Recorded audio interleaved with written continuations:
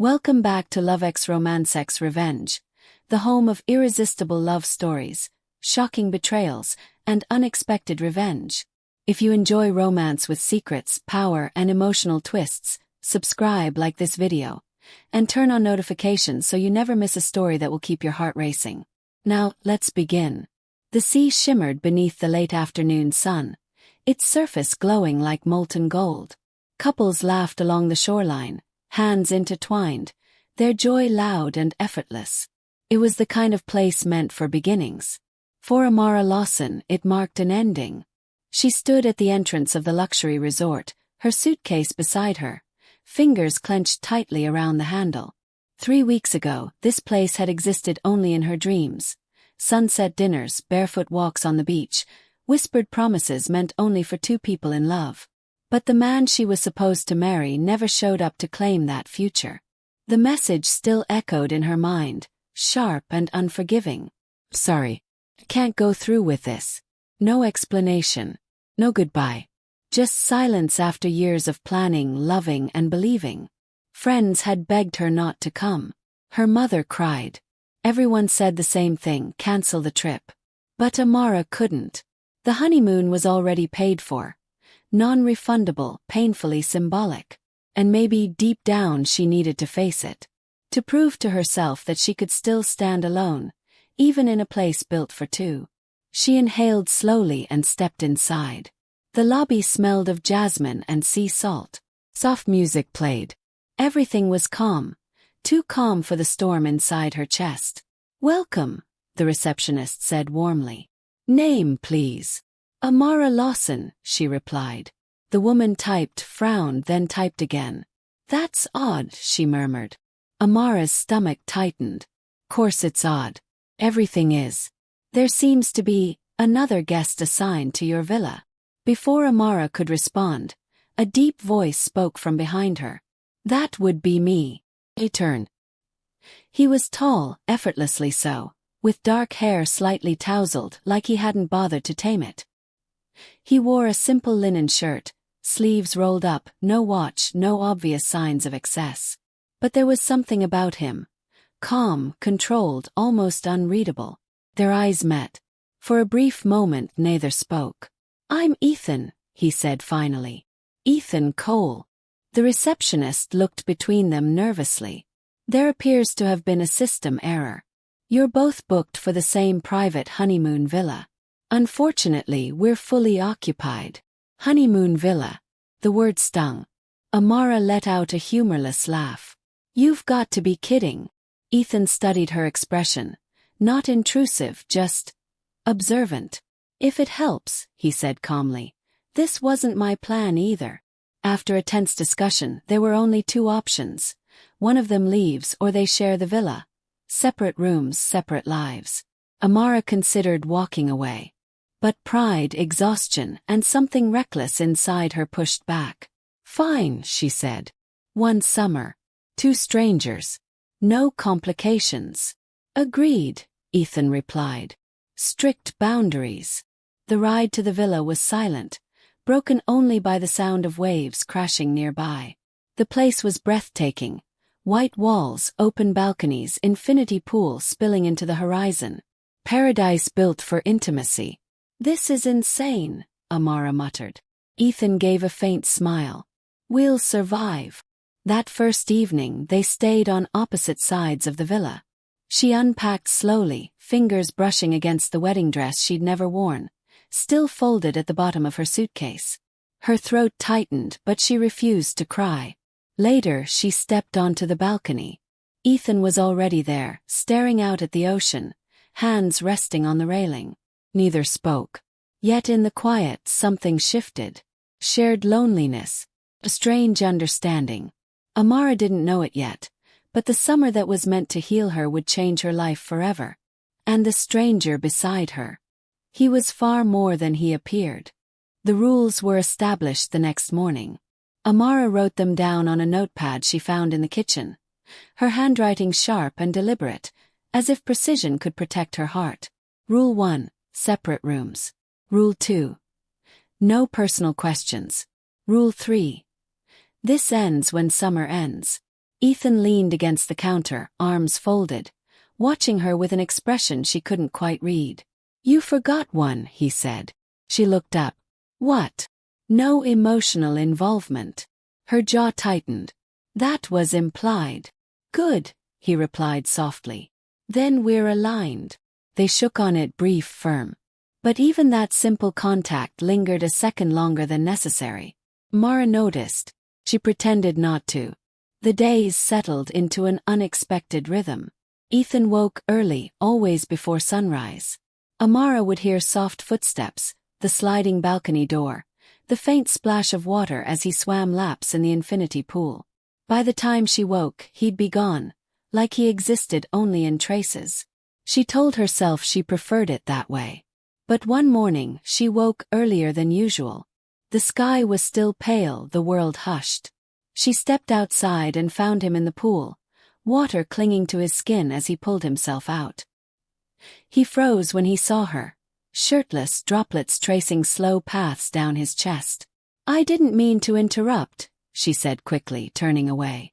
"You didn't," he replied. His voice was steady, but something in the air shifted. They stood there, neither moving. Eventually, he grabbed a towel and passed her, close enough that she caught the scent of salt and clean soap. Her pulse betrayed her. Breakfasts became their neutral ground. They spoke about safe things, the weather, the food, books they liked, places they traveled. Ethan never mentioned work. When she asked, he deflected with an easy smile. "Nothing exciting," he said. "You?" She laughed bitterly. "Unemployed. Recently heartbroken. Very exciting." He didn't pity her. That surprised her. Instead, he said, "You seem like someone who'll land on her feet." The way he said it, certain, unwavering, made her chest tighten. They spent afternoons apart. Or at least they tried to. Amara read by the pool. Ethan worked quietly on his laptop nearby, occasionally glancing up as if checking she was still there. Their conversations grew longer. Their silences grew comfortable. Too comfortable. One afternoon, a resort guest approached Amara. Too close, too persistent. Before she could respond, Ethan appeared beside her. His presence immediate and commanding. "She's not interested," he said calmly. The man backed off. "You didn't have to do that," Amara said afterward. "I know," Ethan replied. "I wanted to." That night they shared dinner on the terrace. Candles flickered. The ocean hummed below. The moment felt dangerously intimate. "You ever feel like you're pretending?" Amara asked suddenly. Ethan looked at her, really looked. "Every day." The honesty in his voice startled her. They sat there, suspended between curiosity and restraint, attraction and caution. When the breeze picked up, Amara shivered. Without thinking, Ethan draped his jacket over her shoulders. His hands brushed her arms, warm, grounding. Their eyes met. For a second, the rules hovered on the edge of collapse. Then Amara stepped back. "We should remember why we're here," she said quietly. Ethan nodded, though something unreadable crossed his face. "Good night, Amara." She watched him walk away, heart pounding. Back in her room, she lay awake, staring at the ceiling, painfully aware of one truth she refused to say aloud. The summer was just beginning, and already the rules felt like lies. The storm arrived without warning. By late afternoon, the sky darkened, clouds rolling in thick and heavy, swallowing the sun. Wind rattled the palm trees, and the once gentle ocean grew restless. Amara watched the rain begin from the balcony, arms wrapped around herself. The sound was comforting, drowning out thoughts she'd been avoiding since she arrived. Footsteps approached behind her. "Looks like we're not going anywhere tonight," Ethan said. She nodded. "Guess the island decided for us." The power flickered once, then went out. Candles were lit. The villa glowed softly, shadows dancing along the walls. The world outside disappeared, leaving only the two of them suspended in warm, fragile light. They sat across from each other in the living room, closer than usual, knees almost touching. "I hate storms," Amara admitted suddenly. Ethan glanced at her. Because of the noise. She shook her head. Because they force you to stop running. He didn't laugh. He understood. Silence stretched. Not awkward but heavy. My fiancé left 3 weeks before the wedding, she said quietly, the words tasting bitter. No fight. No warning. Just gone. Ethan's jaw tightened. That's cruel. I keep wondering what I missed, she continued. What was wrong with me that made him walk away so easily? Ethan leaned forward. Don't do that. She met his eyes. Do what? Take responsibility for someone else's cowardice. Her breath hitched. No one had defended her like that before. He hesitated, then spoke again, slower this time. People leave because they're afraid.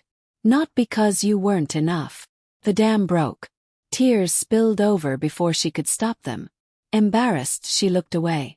But Ethan was already beside her, offering a hand, not touching until she nodded. When she did, he pulled her into a careful embrace. She cried into his chest, the steady beat of his heart grounding her. He didn't rush her. Didn't tell her to be strong. He just stayed. After a while she whispered, "Why are you so good at this?" He exhaled softly. "Because I've been on the other side." She pulled back slightly. "Left someone?" "No," he said. "I've been left. More than once." Their eyes locked. In that moment, titles, pasts, futures. None of it mattered. Only the truth between them. "I don't even really know you," Amara said. "Then know this," Ethan replied. "Tonight, I'm just a man sitting with a woman who deserves better than what she got." Her hand rested against his chest. She felt his breath change. The space between them closed slowly, hesitantly, giving each other time to pull away. Neither did. Their lips met, soft, tentative, full of unspoken fear. The kiss deepened just enough to acknowledge what it was, and what it could become. When they parted, their foreheads rested together. "That shouldn't have happened," Amara whispered. "No," Ethan agreed. "But I'm glad it did." Thunder rolled outside, sealing the moment. They pulled apart before it went further, before they crossed a line neither was ready to name.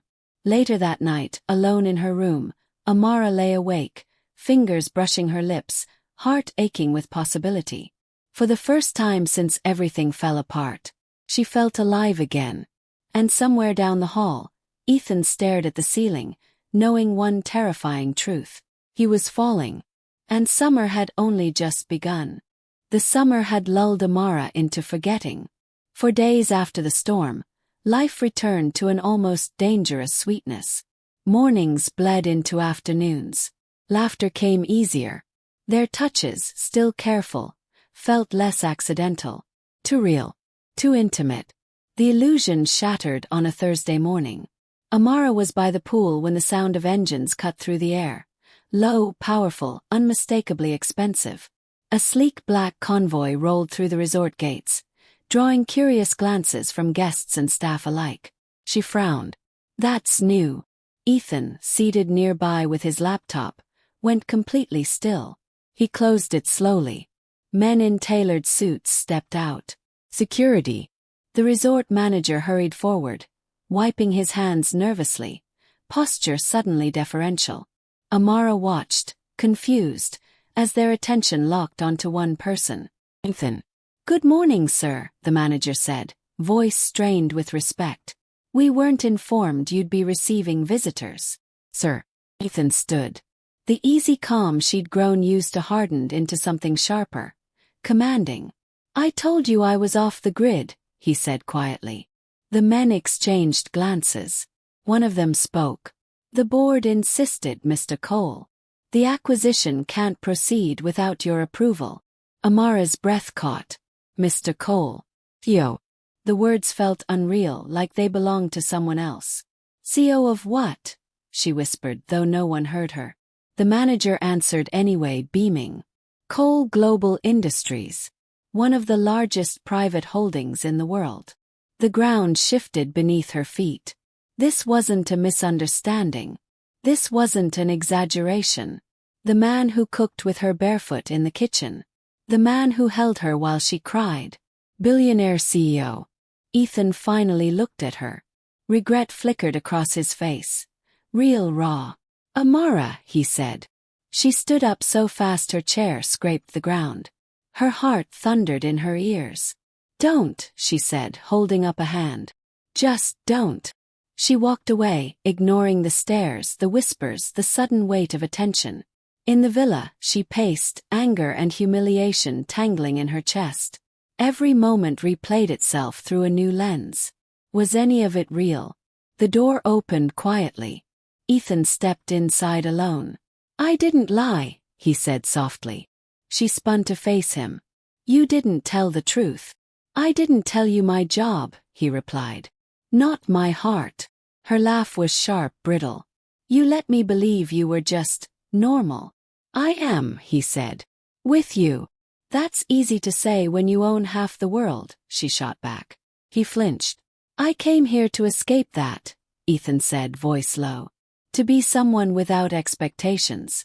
Without people wanting something from me. And you think I don't want anything? She asked, wounded. Or that I wouldn't have treated you differently if I knew? Yes, he said honestly. I think you would have been guarded. Polite. Careful. Silence fell. 'Cause he was right. She turned away, tears burning. You should have trusted me. I was afraid, he admitted. Afraid that the moment you knew, I'd lose you. Her voice broke. You already have. She left the room, heart in pieces. That night, the villa felt larger, colder. Ethan stood on the balcony alone, staring out at the dark sea, wealth and power meaningless in the face of one truth. For the first time in his life, he'd fallen in love. And it might cost him everything. Everything changed after the truth. The villa no longer felt like a refuge. It felt like a stage. Amara woke the next morning to silence. No shared coffee. No soft greetings. Ethan was gone, and for the first time since they'd met, she felt relief mixed with loss. At breakfast, staff watched her differently. Polite. Careful. Like she was suddenly important by association. She hated it. By midday, whispers followed her across the resort. Is she with him? Another one. She doesn't look like his type. The words burrowed deep, ugly and sharp. When Ethan returned, he wasn't alone. Two executives walked beside him, speaking in low tones, tablets in hand. They stopped when they saw her, curiosity flickering openly now. Ms. Lawson, one of them said with a tight smile. We've heard so much. She hadn't said a word to them, yet they already knew her. Something inside her hardened. That night, Ethan knocked on her door. I don't want this between us, he said. You mean the world you brought with you? She replied flatly. He stepped inside anyway, closing the door gently. I can't turn it off overnight. I know, she said. That's the problem. He reached for her hand. She pulled away. For the first time, Ethan looked uncertain, like a man used to control suddenly stripped of it. I saw you today, Amara continued. How they looked at you. How you decided everything without raising your voice. That's work, he said. And what am I? She asked quietly. The question hung between them. He didn't answer fast enough. The next day, Amara joined a group excursion, something she'd avoided since arriving. Laughter came easier with strangers than with a man who now felt untouchable. One of the guests, Marco, was charming, attentive, harmless. He made her feel visible again. Ethan watched from across the beach, jaw tight, hands clenched. Jealousy was a foreign feeling to him, and he despised how powerless it made him. That night, he confronted her. You didn't tell me you were going out. I didn't think I needed permission, she replied. You know that's not what I meant. Then what did you mean? She challenged. That I embarrassed you. That I don't fit into your image. His voice dropped. This isn't a game. No, she said, tears brimming. It's my life. They stood inches apart, desire and resentment colliding. I won't be a secret or a trophy, Amara said. And I won't compete with your world. Ethan swallowed hard. I've spent my life being in control. But with you, I don't know how to win. Her heart cracked at the honesty. Maybe you don't get to, she said. She walked away, leaving him alone with a truth wealth couldn't buy. Power meant nothing when love refused to submit. Amara booked her flight before she could change her mind. One click, one confirmation email, one irreversible decision. Leaving felt like failure, but staying felt like losing herself. The villa was half-packed by dawn. Sunlight spilled through the curtains, touching everything she and Ethan had shared. The couch where they'd laughed, the kitchen where they'd cooked barefoot, the balcony where she'd once believed this summer could heal her. She paused at the door to his room. It was empty. Course it was. At the front desk, the receptionist offered a polite smile that didn't reach her eyes. We'll arrange transport to the airport. Amara nodded, numb. Outside, the ocean was calm, cruel in its indifference. She didn't look back. Ethan found out too late. A staff member mentioned it casually. Ms. Lawson checked out early. The words hit harder than any boardroom loss.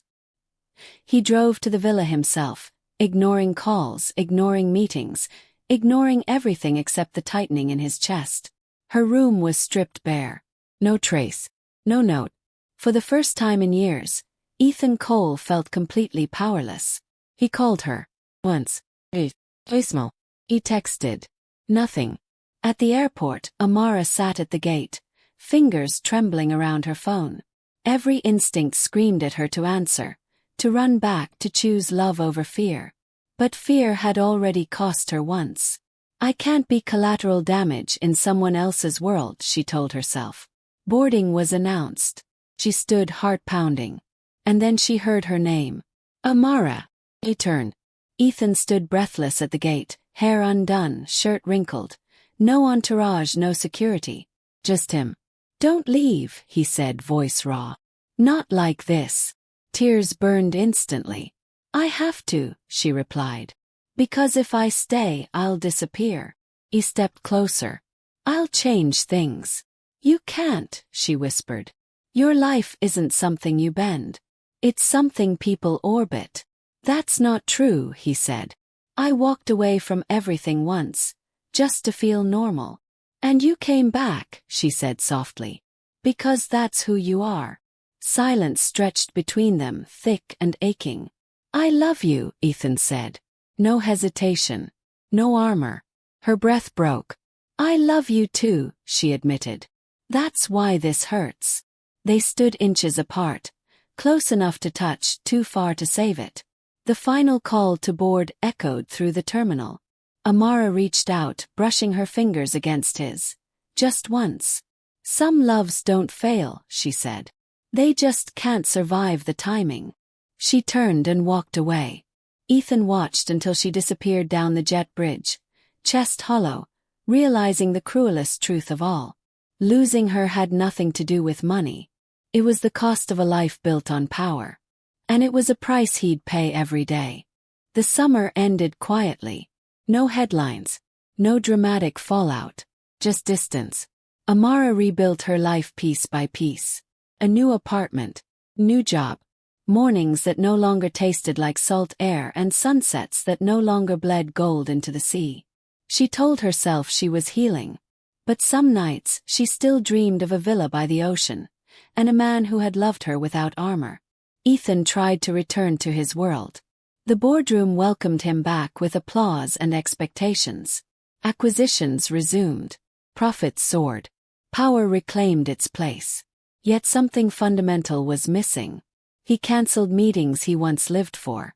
Left rooms mid-sentence. Stared out of windows he'd never noticed before. Love had ruined him for pretending. 3 months later, the board panicked. Ethan Cole did the unthinkable. He stepped down. Not from wealth. Not from ownership. From control. The announcement shook the industry. Analysts speculated.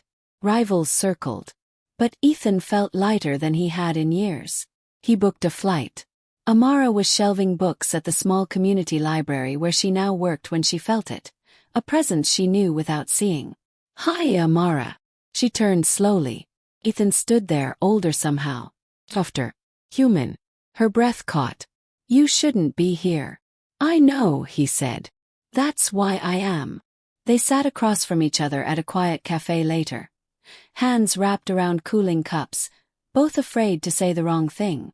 I didn't come to ask you to fit into my life, Ethan said finally. I came to ask if you'd let me fit into yours. She studied him carefully. And your world? I changed it, he replied. Not overnight. Not perfectly. But enough that it no longer owns me. Silence followed, not painful this time. Hopeful. I loved you before I knew who you were, Amara said. That's still the truest thing about us. He nodded. And I want to earn you, without hiding, without control. Tears slipped free. This time she didn't wipe them away. Their kiss wasn't desperate or rushed. It was steady, certain, built on choice. Months later they returned to the island. Not as strangers, not as escapees. As partners. The same villa. The same sea. But this time there were no rules written on paper. Ethan didn't propose with spectacle. Just a quiet morning, bare feet in the sand, and a simple question. Will you stay, every season, not just summer? Amara smiled through tears. Yes. Some love stories don't begin with perfection. They begin with loss, courage, and the bravery to return. And this one lasted. The summer ended without goodbyes. Amara didn't watch the news when she got home. She didn't need to. Ethan Cole belonged to a world that would keep spinning whether she looked or not. She told herself she was fine. She wasn't. Healing came slowly, through routine, through exhaustion, through pretending she didn't still wake up reaching for someone who wasn't there. She rebuilt a life that made sense. A smaller one. Quieter one. Love became something she folded away carefully, like a letter she wasn't ready to reread. Ethan returned to his empire and lost himself in it. Meetings, flights, deals worth more than entire cities. Applause followed him everywhere, but it rang hollow. He never spoke her name aloud. He didn't have to, the absence did it for him. He thought about going after her 100 times. Every time he stopped. Because loving Amara had shown him something terrifying. She was right. His world consumed everything it touched. Years passed. They became stories each other never told. Until one night, by chance, Ethan walked into a charity gala he hadn't planned to attend, and saw her across the room. Amara stood in a simple dress, laughing softly beside another man. Not flashy, not powerful, just present. She looked at peace. Their eyes met. The world went quiet. He crossed the room before he could stop himself. Amara. She turned fully now. Her smile faltered, then steadied. Ethan. They spoke politely, carefully, like two people handling something fragile and already broken. You look happy, he said. I am, she replied. You. He hesitated, then smiled, the practiced one. I'm successful. They both knew what that meant. The man beside her slipped an arm around her waist. She didn't pull away. I should go, she said gently. Ethan nodded. I'm glad you stayed, he said. That summer, it mattered. It did, she agreed. That's why it had to end. She walked away without looking back. Ethan stood there long after the music resumed, understanding the cruelest truth of all. Some loves don't fail because they weren't strong enough. They fail because choosing them would have meant destroying everything else. That night, Ethan returned to a penthouse filled with light and silence.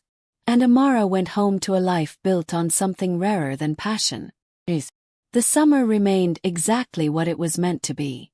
Season. Not a forever,